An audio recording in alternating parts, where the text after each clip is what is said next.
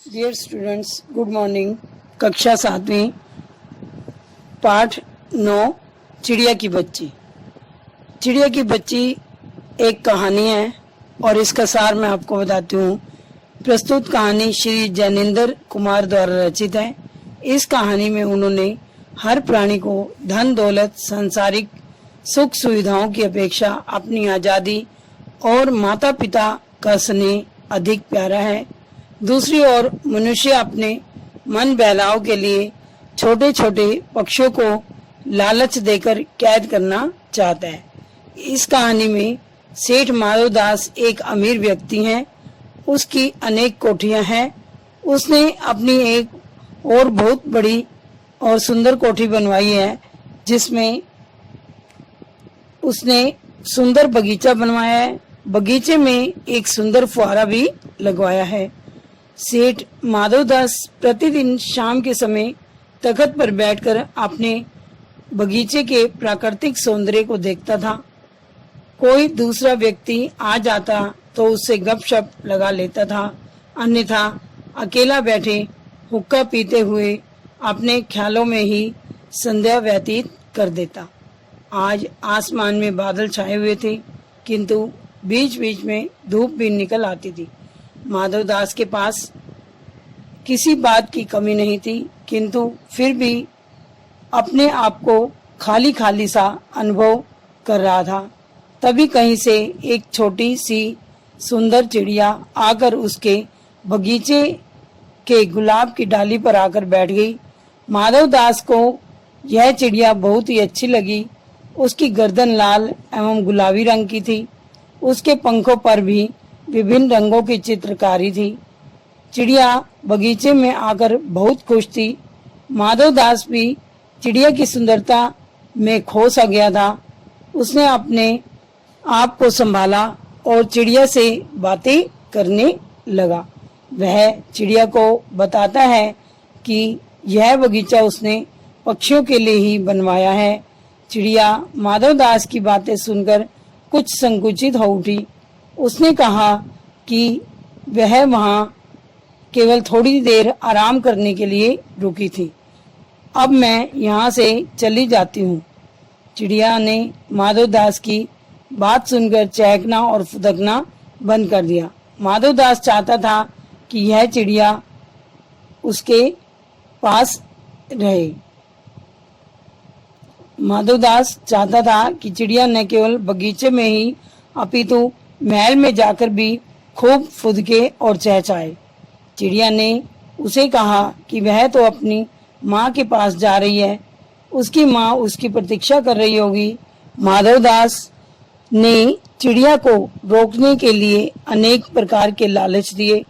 कभी उसे कहता कि तुझे सोने का पिंजरा बनवा दूंगा, सोने की कटोरी में पानी पीना और खाने को बढ़िया बढ़िया भोजन दूंगा आदि। किंतु चिड़िया पर उसकी इन सब बातों का कोई प्रभाव नहीं पड़ा। वह चाहती थी कि वह तो केवल थोड़ी देर के लिए घूमने फिरने व दाना खाने के लिए निकली थी, इसलिए वह अपनी माँ के पास लौट जाना चाहती थी। फिर संध्या होने वाली थी, इसलिए अंधेरा होने से पहले उसे अपनी माँ के पास लौटने में कठिनाई होगी। वास्तव में चिड़िया माधवदास की बातें सुनकर डर गई थी। तो उसे तो सबसे अच्छी अपनी माँ लगती है। उसके पास उसकी माँ द्वारा दिया हुआ घोंसला है। उसने माधवदास से कहा कि वह अब और यहाँ नहीं रुक सकती, वह जा रही है।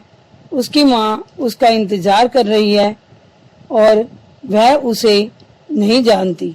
वह तो केवल अपनी माँ, भाई, बहन, धूप, पानी को ही जानती है। माधवदास ने उसे हर कीमत पर रोकना चाहते थे। वह उसे सब कुछ देने को तैयार थे।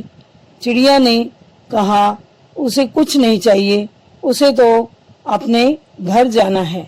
माधवदास ने फिर उसे सोने के पिंजरे, बर्तन, बढ़िया भोजन व महल में रहने का लालच दिया, किंतु उसने कहा कि वह उन सब बातों को नहीं जानती और न ही समझती है। माधवदास ने कहा कि जिसके साथ एक बार बात कर लेता है समझो उसका भाग्य खुल जाता है। कि माधवदास ने कहा कि मैं सेठ हूँ, जिसके साथ बात कर लेता हूँ उसका भाग्य बदल देता हूँ। चिड़िया ने कहा कि वह इन बातों को नहीं समझती, इस मामले में वह नादान है, उसे घर जाने में देर हो रही है। सेठ ने चिड़िया को बातों में उलझाकर एक बटन दबाया और बटन की आवाज सुनते ही उसका एक नौकर झट से वहां आ पहुंचा।